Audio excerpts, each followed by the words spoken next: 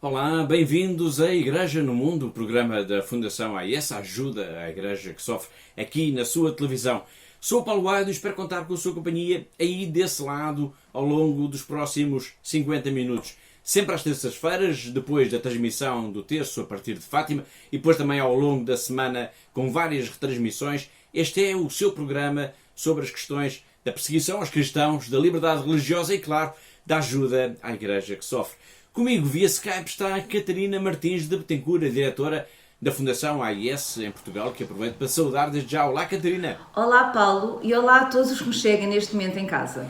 Com quem iremos falar sobre os principais temas da atualidade desta semana. Mas antes de irmos à primeira notícia que nos vai levar até Moçambique, vamos falar de Fátima Lopes. Ela não precisa de apresentações, é uma das figuras mais conhecidas da televisão em Portugal. Ela assume-se que é católica, assume que gosta de peregrinar até Fátima e também assume que defende a liberdade religiosa e que tem um grande apreço pelo trabalho desenvolvido pela Fundação AIS de apoio, de ajuda aos cristãos perseguidos no mundo.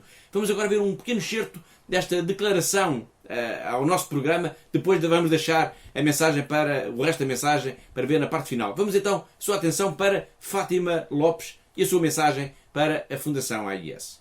Há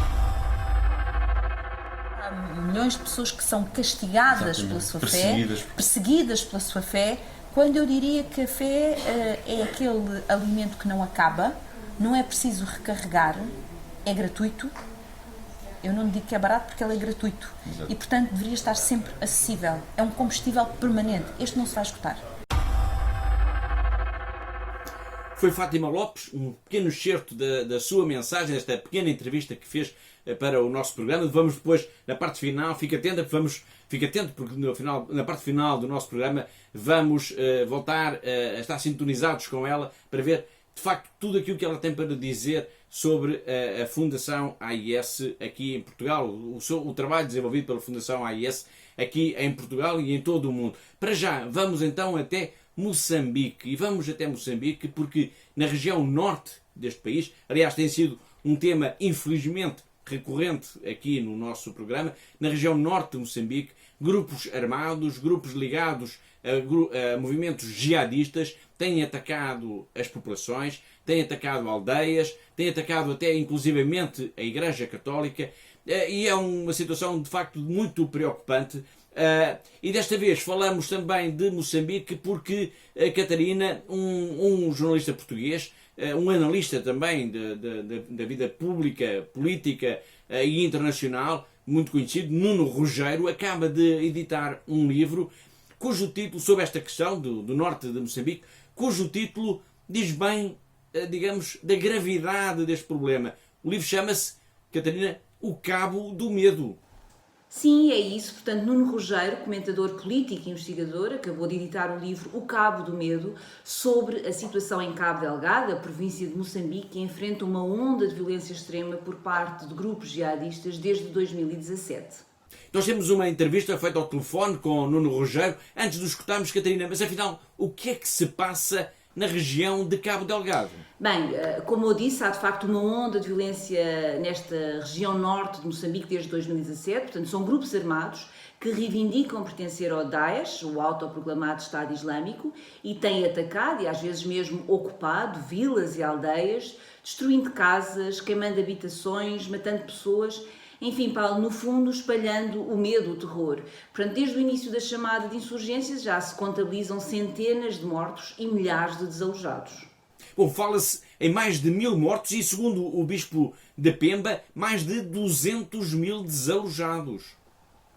Precisamente por causa desta ameaça permanente sobre as populações, mais de 200.000 pessoas já fugiram das suas casas, numa estimativa que nos foi avançada por Dom Luís Fernando de Lisboa, o Bispo de Pemba.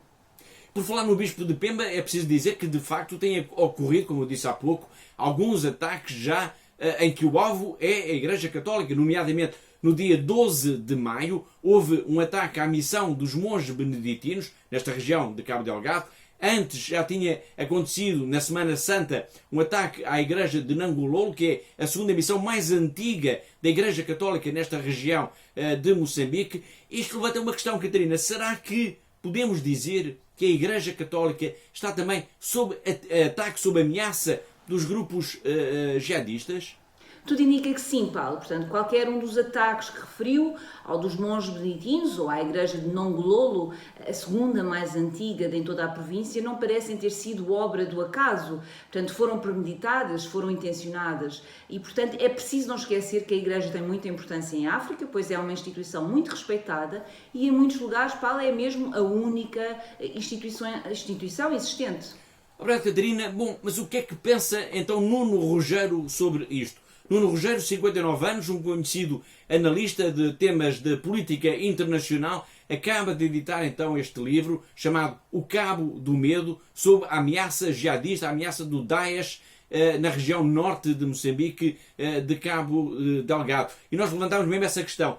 Será que há uma ameaça concreta em relação à Igreja Católica? Vamos conferir a resposta. Podemos dizer que essa ameaça é real. Se é contra a Igreja Católica ou contra os cristãos em geral, como sabe, o último censo religioso de Moçambique diz-nos que, apesar de o Islão ser importante em Cabo Delgado, está em nítida regressão em praticamente todo Moçambique. Quer dizer, as religiões que estão neste momento a ganhar adeptos são essencialmente religiões, ou melhor, são cultos do cristianismo, não propriamente católicos, mas muitos deles protestantes, e é isso que nós sabemos do último censo. E pode também ser que alguns grupos dentro de Cabo Delgado se sintam ameaçados por esta alteração das coisas. Não me parece que seja assim, mas já havia essa explicação alguns em documentos classificados. A Igreja Católica em Cabo Delgado tem sido um exemplo de palavra pelo desenvolvimento e pela justiça social. Quer dizer, o Bispo Pemba, se tem havido alguém que tem dado exemplo de ir à rua, de ir ao chão, de ir às vilas, de ir às aldeias, empregar o desenvolvimento e ajudar e trazer pessoas, tem sido o Bispo Pemba. Ele, se calhar, pagou também por isso. Quer dizer, o facto de ter transformado numa figura importante fez também com que ele pagasse por isso e com que muitas das missões tivessem sido ameaçadas. Nuno Rogério, o autor deste livro, O Cabo do Medo, sobre a ameaça jihadista na região de Cabo Delgado, no norte de Moçambique, reconhece que, tanto quanto se consegue desde já saber, muitos destes militantes, destes terroristas, militantes jihadistas, são provenientes dali de Moçambique e conhecem, portanto, o trabalho desenvolvido pela Igreja e reconhecem a importância desse trabalho, pelo menos ao nível social. Nós temos que distinguir entre duas coisas, entre o Daesh propriamente como organização, que tem sede fora de Moçambique e que neste caso tem sede no Congo, e aquilo que eu diria serem alguns dos militantes do Daesh dentro de Cabo Delgado.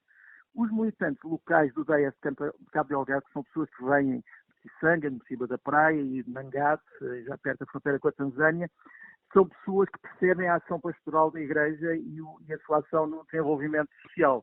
E são pessoas que, apesar do seu radicalismo e infelizmente, o facto de terem enverdado pelo terrorismo, não têm atacado as missões como ponto principal, nem propagam, digamos assim, o ódio à Igreja Católica. Agora, o Daesh tem uma luta. E a luta é pelo extermínio daquilo que eles chamam os cruzados em Moçambique. E isso não podemos ignorar, quer dizer, isso é uma constante não só das proclamações, dos comunicados e dos incitamentos, é da destruição daquilo que eles chamam os cruzados em Moçambique. Foi Nuno Rogério, autor do livro O Cabo do Medo, sobre a insurreição jihadista no norte de Moçambique, na região de Cabo Delgado. Na próxima semana vamos voltar a falar com ele para aprofundar este tema. Para já vamos até ao Paquistão, e vamos até ao Paquistão porque a Fundação AIS recebeu um pedido de ajuda para cerca de 5.000 famílias cristãs que estão, Catarina, a passar por um tempo muito, muito difícil. Sim, é verdade. Portanto, é uma campanha de emergência por causa do coronavírus e em socorro, como disse, de mais de 5.000 famílias cristãs, talvez as mais pobres de toda a comunidade. Bom, a questão é que a pandemia do coronavírus obrigou, no Paquistão, como aliás no resto do mundo, ao confinamento das populações. Só que a comunidade cristã vive muito de uma economia, digamos assim, informal. São trabalhadores que têm trabalhos muito precários e, colocados perante a necessidade de ficarem em casa, ficaram, digamos, numa situação muito, muito difícil. Sim, é mesmo dramático, Paulo. Portanto, a tal ponto que a Igreja Católica fez um apelo, um pedido de ajuda de emergência à Fundação AIS, pois muitas destas famílias estão já a passar fome. Portanto, sem trabalho, não têm como comprar pão, leite, os bens essenciais para poderem sobreviver no dia-a-dia. E quais foram as dioceses que pediram ajuda à Fundação AIS? Foram as dioceses de Faisalabad, de Islamabad e de Lahore. Portanto, estes bispos apelaram à ajuda à Igreja que sofre, para uma ajuda de emergência para a distribuição de cabazes alimentares para mais de 5.000 famílias extremamente pobres.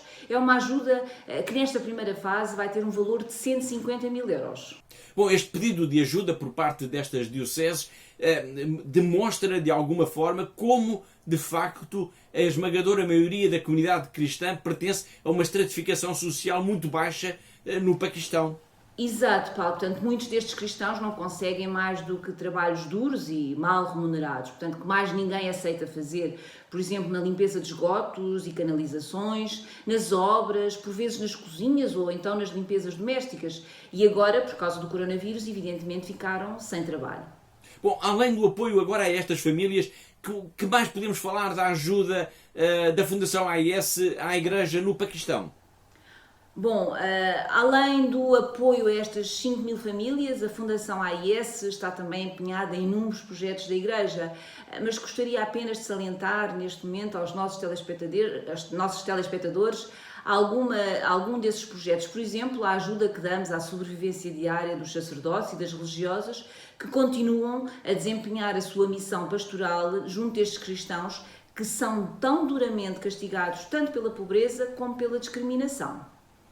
Pobreza e discriminação. O arcebispo Arshad é o presidente da Conferência Episcopal do Paquistão e ele agora vai nos explicar como, de facto, tem sido tão dramático, por um lado, para os cristãos, porque são extremamente pobres e, portanto, vivem, digamos, numa situação extremamente difícil neste país, mas apesar disso, apesar dessa situação, desse retrato que é possível fazer da comunidade cristã no Paquistão, apesar disso, a Igreja Católica desenvolve um trabalho absolutamente notável neste país, ao nível da educação, da saúde e também a nível social. Vamos ver as palavras do presidente da Conferência Episcopal do Paquistão.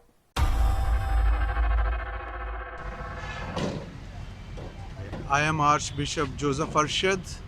I am Bishop of Islamabad Rawalpindi and President of Pakistan Catholic Bishops Conference.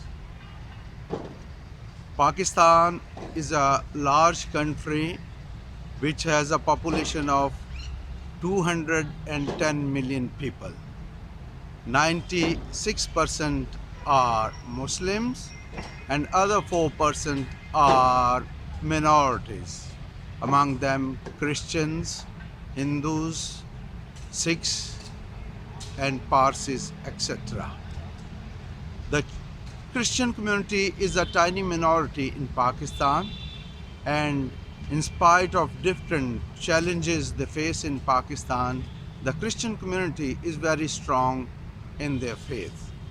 And we as bishops, the priests and the religious leader, we keep on encouraging our community to bear a good witness of Christ in this country, and we always try to contribute toward the progress of our beloved Pakistan. Christian community is well known, or their services are well known in the field of education, health and social sector. We are grateful to our benefactors. We are grateful to Church in Need, who through different people and their generosity are able to help the church in Pakistan. And due to their help, we are able to maintain the faith of our community. We are able to help our community, and we are able to even help our Muslim community and the people who are in need, in health, in social services, and also in our education institute. The majority of students belongs to Muslim community. So in this way, the church is rendering a great service and has a great contribution towards the development and progress of Pakistan, and the Catholic Church will continue to build peace, harmony in Pakistan with the help of all people who financially help us, who pray for us, and who have a good will for the progress of community in the world.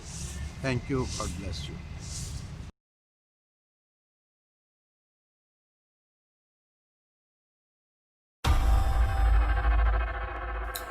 E do Paquistão vamos agora até à China, porque a Fundação AIS recebeu uma mensagem de um sacerdote da chamada Igreja Clandestina, que é fiel ao Papa e ao Vaticano, em que vem denunciar, de certa forma, Catarina, que a situação da Igreja Católica na China piorou após a assinatura do acordo entre o Vaticano e Pequim em 2018. É uma mensagem curta mas dura sobre a atual situação da Igreja e passaram 20 meses, como disse, desde a assinatura do acordo provisório entre a Santa Sé e as autoridades de Pequim para a nomeação dos bispos para as comunidades católicas na China. Portanto, um sacerdote da chamada Igreja Clandestina enviou então uma mensagem para a Fundação AIS em Portugal e afirma, sem margens para dúvidas, que ao longo destes 20 meses do acordo provisório a situação da Igreja perseguida veio a piorar.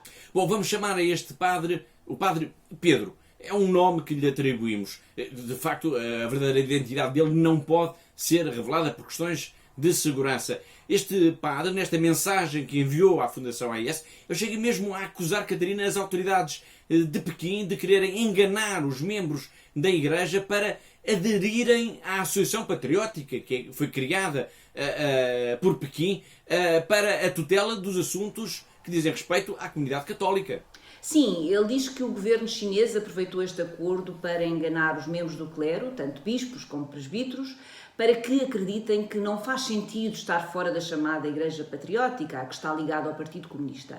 Portanto, o Padre Pedro diz ainda na mensagem que nos enviou que os cristãos não querem fazer parte desta Igreja Estatal, que não querem fazer parte desta Igreja Estatal, são mais perseguidos agora e são de várias formas.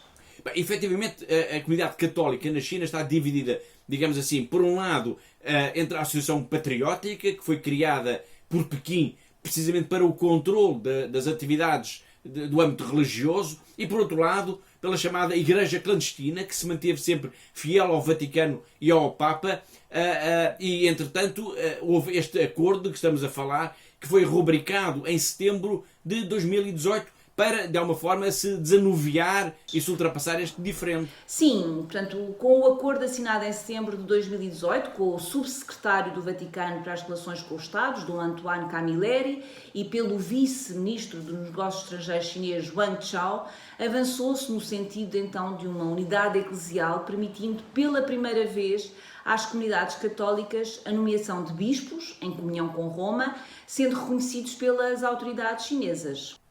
Bom, a questão é que nem tudo se revelou assim tão simples. E nos últimos tempos, aliás, os nossos telespectadores mais atentos recordar-se-ão que com alguma frequência trazemos aqui notícias provenientes da China de cristãos que são perseguidos, de cristãos, de bispos que são presos, de destruição de templos, de igrejas que são fechadas, enfim, notícias que revelam um ambiente contínuo de perseguição aos cristãos na China. Precisamente, Paulo. Portanto, ainda recentemente a Fundação AIS dava conta de notícias de igrejas fechadas, de cruzes derrubadas em alguns templos e procissões anuladas. Na mensagem enviada na semana passada para Lisboa, e já agora fica aqui esta informação, o Padre Pedro está atualmente a viver num país da União Europeia, onde está a completar os seus estudos. Bom, eu dizia, nesta mensagem enviada para Lisboa, é uma mensagem muito crítica, de uma pessoa muito preocupada com a realidade da perseguição aos cristãos na China, mas a mensagem termina, Catarina, com um sinal de esperança. Sim, a mensagem termina com um voto de esperança e de confiança. Portanto, o Padre Pedro assegura que, se existir uma fé suficientemente forte, a perseguição exterior não poderá fazer nada e ainda contribuirá para o crescimento da fé. Bom, tal como o Padre Pedro, há muitos outros sacerdotes e irmãs que pertencem à chamada Igreja Clandestina, que sempre se manteve fiel ao Vaticano e ao Papa. Vamos agora ao encontro do Padre Miguel. É um exemplo desta igreja. Em apenas um minuto, vamos conhecer então o Padre Miguel.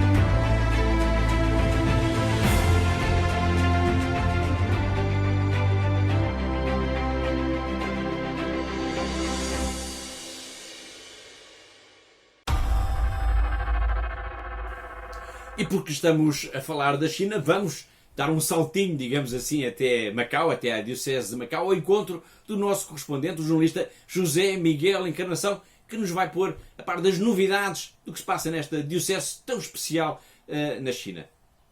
O diácono Stephen Morgan, natural do país de Gales, tomou posse como reitor da Universidade de São José, a Universidade Católica aqui do território, no passado dia 22 de maio.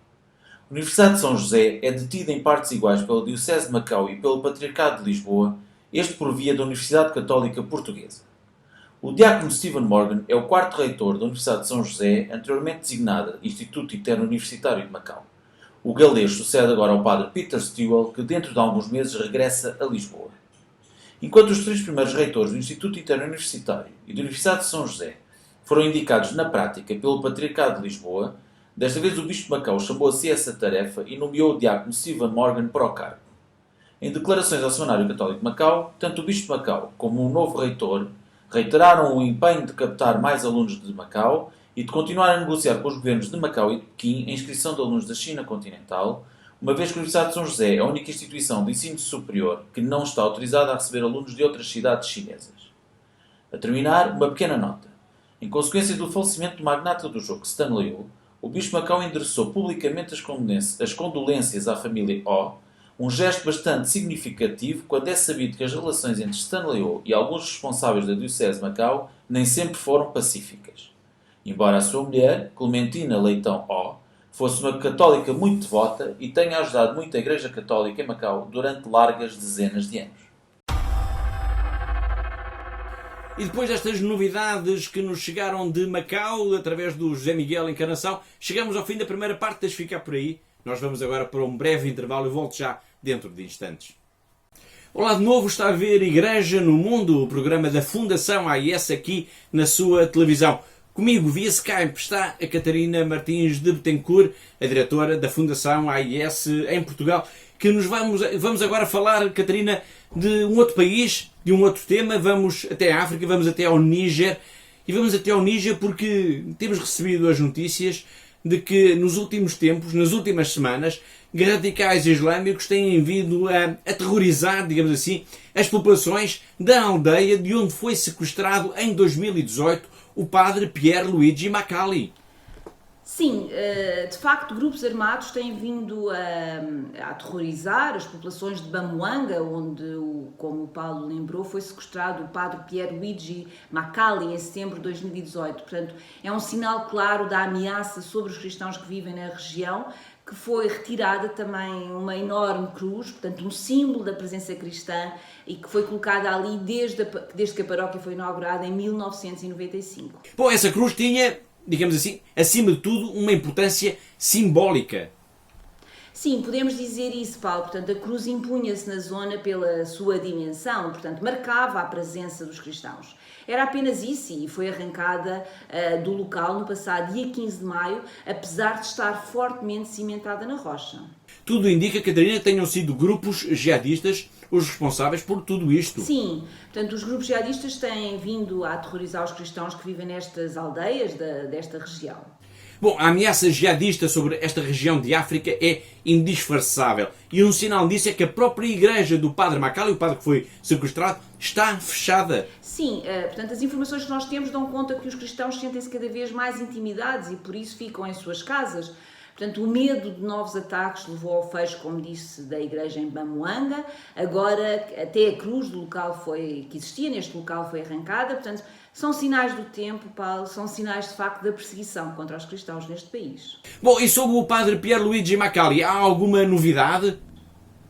Não, portanto, infelizmente continua a não haver nenhuma notícia. Portanto, a última vez que soube dele foi no início de abril, com a divulgação então de um vídeo onde o padre Pierluigi aparecia na companhia de um outro refém, mas desde então não se soube mais nada dele. O rapto do padre Pierluigi Makali é um sinal evidente desta perseguição aos cristãos nesta região de África. Estamos a falar do Níger, mas esta região, digamos, esta ameaça jihadista é uma ameaça regional que envolve também outros países, como por exemplo o Burkina Faso ou o Mali, como nos vai contar já de seguida o bispo de Maradi.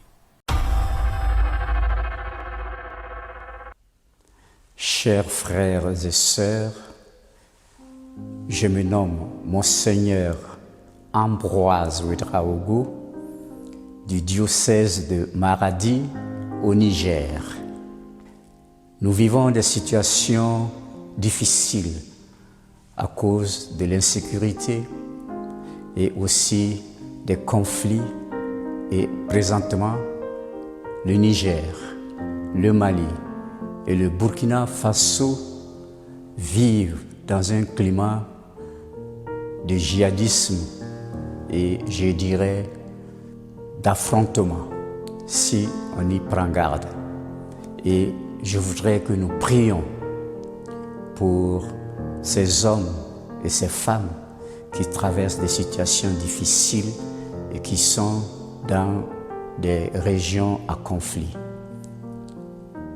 Que le Seigneur, lui qui nous aime, qui nous aide à être des hommes et des femmes d'amour, de paix et de réconciliation.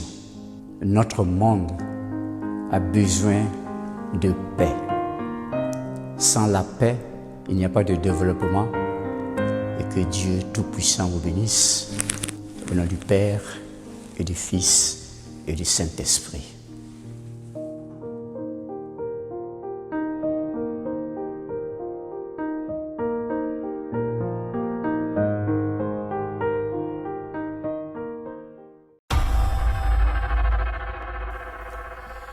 Agora vamos até ao Iraque, porque, Catarina, o patriarca Sako lançou um apelo aos cristãos, à comunidade cristã, para ficarem em casa para evitar a propagação do coronavírus. Sim, de facto cresce o receio de que a pandemia do coronavírus possa revelar-se dramática também no Iraque, portanto, com um sistema de saúde muito débil ou mesmo quase inexistente. Portanto, a simples possibilidade de poder haver um número crescente de pessoas infectadas com a Covid-19 revela-se alarmante. E por isso, Dom Luís Sako, o patriarca caldeu, lançou um apelo através da Fundação AIS para que os cristãos possam ficar em casa sempre que seja possível. Bom, a verdade é que desde a queda do regime de Saddam Hussein em 2003, que o sistema de saúde no Iraque tem estado praticamente destruído, ou quase destruído. E um sinal disso é que atualmente calcula-se que haverá cerca de 5.000 casos de coronavírus em todo o país. E isso basta para que o sistema de saúde, os hospitais, os centros de saúde, estejam já quase que em colapso. Sim, e é por isso, e para evitar então esta situação dramática entre a comunidade cristã, que o patriarca Sako fez este apelo através da Fundação AIS. Bom, importa aqui recordar que a Fundação AIS lançou em abril no passado mês de abril, um fundo de emergência de 5 milhões de euros para apoiar diretamente os padres e as irmãs que estão na chamada linha da frente no combate ao coronavírus. Precisamente, Paulo, e este fundo, que foi criado a nível internacional, tem vindo a materializar-se no apoio a projetos concretos em países do Médio Oriente, como é o caso do Iraque, de que estamos a falar neste momento, mas também na Europa Central e de Leste, na América Latina, Ásia e África. Estamos a falar no Iraque e a ajuda aos cristãos do Iraque é de todos os dias. Atualmente continuamos com imensos projetos, a Fundação AIS continua com imensos projetos de auxílio a esta comunidade. Mas é uma ajuda que já vem de há muito tempo. Vamos recuar até o ano de 2014. Foi nesse ano, foi em agosto de 2014, que se deu a terrível ofensiva jihadista em que os grupos terroristas ocuparam uma vasta região do Iraque e expulsaram de suas casas os cristãos. Foram milhares de cristãos que foram obrigados a abandonar tudo o que tinham, as suas casas, os seus empregos, tudo. Perderam tudo para salvarem as próprias vidas. E nessa altura, aquilo que se colocava era uma ajuda de emergência imediata. Era preciso começar por alimentar os cristãos. E a Fundação AIS esteve presente logo desde esse momento.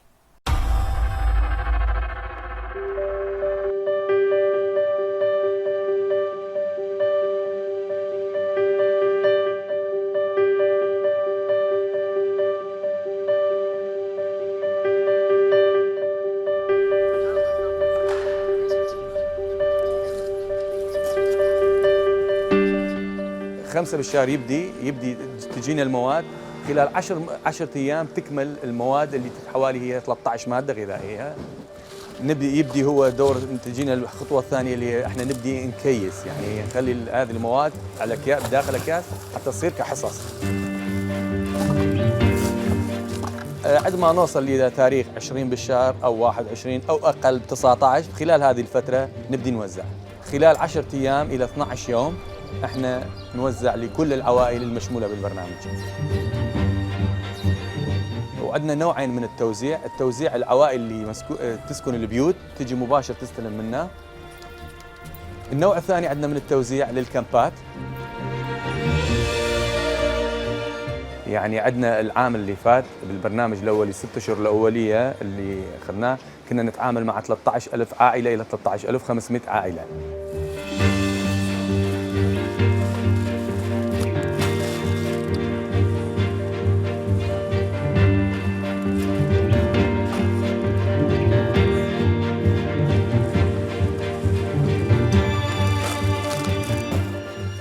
We are helping the Christians who decided to stay and to remain, to live in a dignity, whether with food, shelter, health, education. That's the role of the church here.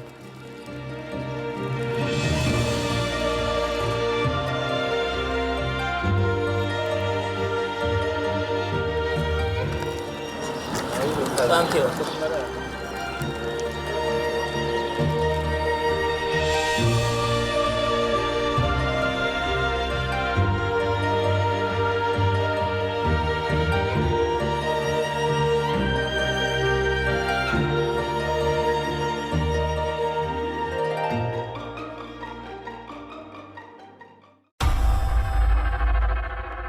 Bom, estamos já quase no final do nosso programa e temos então que escutar Fátima Lopes. Bom, a apresentadora Fátima Lopes, que todos conhecem, é uma das figuras mais conhecidas da televisão em Portugal, é uma assumida católica. Ela faz questão de dizer que é católica, faz questão, por exemplo, de dizer que gosta de peregrinar até ao Santuário de Fátima e tem dito, sempre que a questão se coloca, que defende os cristãos perseguidos e que, digamos, tem apreço pelo trabalho que é desenvolvido de apoio a todas as comunidades que são perseguidas por causa da sua fé. Essa que é a questão. Há comunidades que são perseguidas por causa da sua fé, são cristãos, há outras comunidades que são perseguidas por causa da sua fé e é necessário apoiá-los.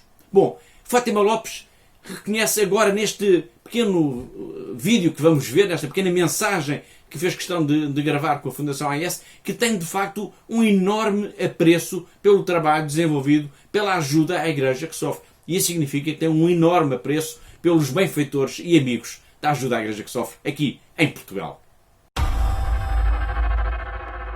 Portanto, que é uma instituição que defende a liberdade religiosa e os cristãos perseguidos no mundo, e para nós é muito relevante que haver pessoas reconhecidas da sociedade portuguesa que atestem da importância de haver instituições como a Fundação AIS, até porque há pessoas no mundo que dependem de nós para sobreviver. Eu acho que o convite que eu gostava de deixar aqui às pessoas é que, antes de terem uma opinião formada sobre o que quer que seja, vão investigar, vão saber, vão conhecer as pessoas. E atrás das instituições estão pessoas, os projetos são feitos de pessoas, são feitos de vidas, pessoas que se conhecem assim, agora um bocadinho mais distante, em virtude desta questão do Covid, mas por trás há pessoas.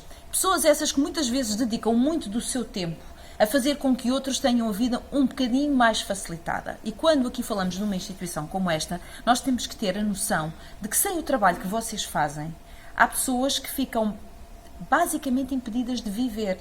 E isto não é pouco, isto é uma brutalidade. É verdade. Não é? Quando falamos daqueles que são perseguidos pelo mundo, e são perseguidos simplesmente porque têm fé, porque fazem por ela, porque não desistem dela, porque a fé é uma coisa que se agarra ao coração e não sai. Eu, pelo menos, é assim que eu a vejo, não é? Eu acho que é quase como uma segunda capa que o coração traz e dali ela não sai. Aconteça o que acontecer, o coração pode abanar, pode ir mais para cima ou mais para baixo, mas ela está fixada. E este trabalho que é feito é um trabalho notável de proteção destas pessoas, de ajuda, de lhes encontrar soluções, de lhes encontrar projetos de vida, de as encaminhar. Então, uma instituição como esta é a oportunidade destas pessoas poderem fazer um trajeto digno, feliz, como qualquer ser humano deve fazer. Eu acredito mesmo que Deus nos fez a todos para sermos felizes e para encontrarmos cada um de nós a nossa missão. E a verdade é que há pessoas que não conseguem encontrar logo a sua missão porque a vida dá muitas voltas e reviravoltas e às vezes ficam numa situação de imensa fragilidade, mas quando depois por baixo existe um amparo, e a associação é um amparo, um colo, uma ajuda, não estão perdidos. Pode ser apenas um recomeço. Exatamente, e já agora permita-me também acrescentar, porque acho que é um ponto também muito importante, que é o papel da denúncia. Porque ao contarmos ao mundo aquilo que se passa, de notícias que não passam na maior parte dos meios de comunicação social, estamos a revelar uma realidade que é uma realidade que existe, mas parece estar escondida, não é? Isso também é muito importante. Sim, eu às vezes pergunto-me porque é que há determinados temas que não chegam às parangonas dos jornais, não é? Porque é que se acha que eles não são suficientemente importantes? E eu acho que cada vez que uma vida não pode ser livre, e não se pode ser livre na forma de pensar, não se pode devia ser parar livre... tudo, não é? Devia parar tudo, não é? Não se pode ser livre na sua fé, seja ela qual for. Eu sou católica, mas poderia ser outra fé qualquer. Exatamente. Isso deveria ser notícia, não é? Isso deveria ser uma razão para pensar o que é que está a falhar no sistema e na sociedade para que ainda em 2020 se pense e funcione de uma forma tão básica. É porque parece que estamos no tempo das cavernas. E há milhões de pessoas que não são livres por causa de praticar a sua fé. Não são livres e há milhões de pessoas que são castigadas pela sua fé, perseguidas pela sua fé, quando eu diria que a fé é aquele alimento que não acaba, não é preciso recarregar, é gratuito. Eu não digo que é barato porque ele é gratuito. Exato. E, portanto, deveria estar sempre acessível. É um combustível permanente. Este não se vai esgotar. Muito bem. Obrigadíssimo por esta palavra tão simpática para a Fundação AIS. Obrigada eu.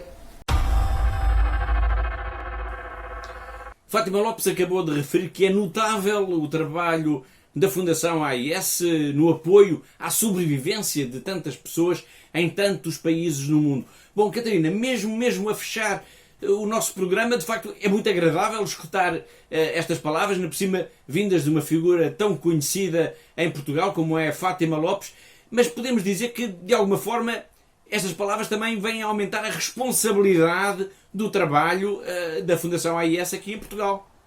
Sim, é uma responsabilidade que assumimos com toda a energia e com todo o prazer, Paulo. De facto, é bom sentir que o nosso trabalho é reconhecido, mas o mais importante é termos a consciência de que fazemos tudo o que está ao nosso alcance para podermos ajudar então os cristãos que sofrem. Portanto, esta é a nossa missão todos os dias e é uma missão que só é possível realizar graças aos nossos telespectadores, à generosidade de todos eles. Portanto, são estas pessoas que nos estão neste momento a ouvir e a ver, que têm de facto, que nos ajudam a cumprir esta nossa missão diariamente, que nos ajudam a vestir, a alimentar, a dar abrigo, a dar proteção a tantos cristãos no mundo, a tantas famílias que sofrem apenas e só por causa da sua fé.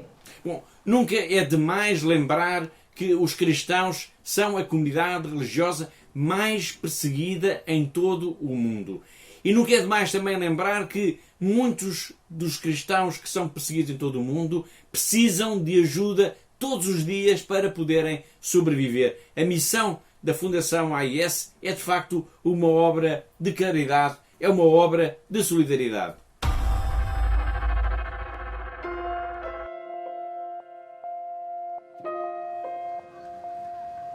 Está a tornar-se cada vez mais difícil para os cristãos de todo o mundo praticar e viver a fé.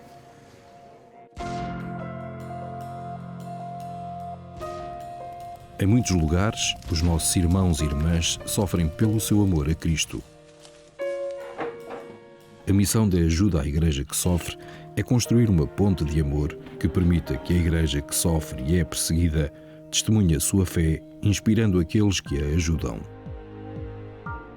Tudo começou no Natal de 1947, quando um padre holandês de 34 anos, o padre Werenfried van Straten, tocado pela pobreza material e espiritual de 14 milhões de alemães deslocados depois da guerra, pediu aos católicos da Bélgica e da Holanda que ajudassem. O apelo deste mendigo de Deus deu origem a uma torrente de generosidade, provando que a reconciliação entre antigos inimigos era possível. Mais tarde, o sucesso deste apelo permitiu que ele se voltasse para as necessidades dos cristãos que sofriam dura perseguição por trás da cortina de ferro. Hoje, a Ajuda à Igreja que Sofre, ou AIS, é uma fundação pontifícia com um alcance internacional em expansão. 23 secretariados nacionais em todo o mundo, apoiando mais de 5 mil projetos anualmente em mais de 145 países. Através destes projetos, a AIS apoia a Igreja no seu serviço de oração e de ação a centenas de milhões de pessoas, dando não somente uma resposta atempada às necessidades urgentes, mas também um sinal de solidariedade aos nossos irmãos e irmãs em Cristo. Hoje em dia é necessária muita desta ajuda no Médio Oriente, onde a presença cristã enfrenta uma ameaça existencial. A perseguição iniciada por grupos fundamentalistas provocou um êxodo sem precedentes. A AIS está empenhada em ajudar estes cristãos deslocados com respostas concretas à forte esperança e fé que mantêm no meio desta situação devastadora. Lá e por todo o mundo, a AIS apoia a construção e a reconstrução de igrejas, casas de Deus merecedoras da vida sacramental e onde as comunidades católicas se reúnem para prestar culto, rezar e serem fortalecidas na fé. Ao realizar este trabalho, é parte essencial da missão da AIS informar acerca deste sofrimento oculto dos católicos no mundo. A AIS elabora e distribui a nível internacional 2 publicações exaustivas: o Relatório da Liberdade Religiosa no Mundo, uma análise à ameaça à liberdade religiosa em 196 países, e o Relatório Perseguidos e Esquecidos, uma avaliação e classificação daqueles países onde os cristãos são perseguidos e oprimidos por causa da sua fé.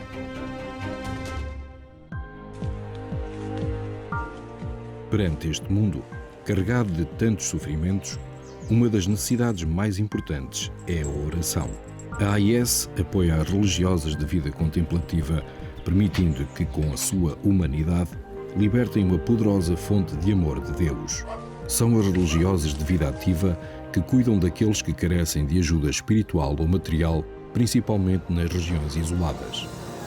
A AIS apoia anualmente mais de 12 mil religiosas, ajudando-as a viver a sua vocação. A AIS também contribui para aqueles sacerdotes que mantêm viva a fé nas suas comunidades, mas que, contudo, vivem na pobreza. Anualmente, 43 mil sacerdotes recebem estipêndios de missas dos benfeitores da AIS, que solicitam a celebração de missas pelas suas intenções. Estes testemunhos inspiram jovens corajosos a oferecer a sua vida para servir a Igreja. Mas nas regiões pobres, responder a este chamamento é um percurso difícil. Para aliviar esta necessidade, todos os anos a AIS apoia a formação de aproximadamente 13 mil destes futuros padres por todo o mundo. Onde os fiéis não podem ir à Igreja, a AIS ajuda a Igreja a ir até aos fiéis, providenciando os meios de transporte necessários aos padres, religiosas e catequistas para servirem nas áreas mais remotas. Para ajudar a ensinar o Evangelho, a AIS apoia a tradução, impressão e distribuição de mais de 51 milhões de cópias da Bíblia para crianças em 190 línguas. Para muitos, este catecismo com ilustrações coloridas é o único livro que alguma vez terão. A AIS recebe pedidos de ajuda não só para livros, mas também para estações católicas de rádio e de televisão, bem como para a formação de pessoal qualificado para ajudar a espalhar a mensagem do Evangelho nos média. A cruz, o sinal da promessa de Deus, tem guiado o trabalho pastoral de ajuda à Igreja que sofre. A viga vertical une-nos ao amor de Deus e a viga horizontal estende este amor aos nossos irmãos e irmãs. É a cruz que também tem inspirado os benfeitores da AIS a ajudar aqueles que não conseguem levar as suas cruzes sozinhos. Eles estão a ser testados na fé. Nós estamos a ser testados no amor.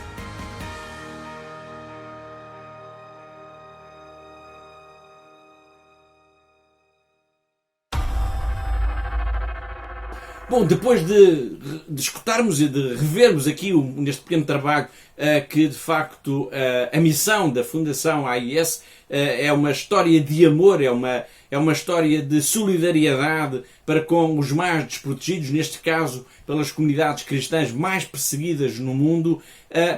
Mesmo a terminar o programa, Catarina, bom, deixamos aqui, ou voltamos a recordar aqui aos nossos telespectadores que há uma maneira muito fácil, muito eficaz, simples e gratuita de ajudar a Fundação AIS a poder cumprir com esta missão, a poder responder, por exemplo, como vimos ao longo do programa, tantos apelos oriundos dos cristãos de tantos países do mundo, através de 0,5% do nosso IRS. E não custa mesmo nada, Paulo. Portanto, ao doarmos 0,5% do nosso IRS para a Fundação AIS, estaremos a ajudar os heróis que conhecemos hoje aqui ao longo do nosso programa. Portanto, é absolutamente gratuito e ao fazermos esta cruz na nossa declaração de IRS, estaremos a abraçar estes homens, estas mulheres, estes nossos irmãos na fé.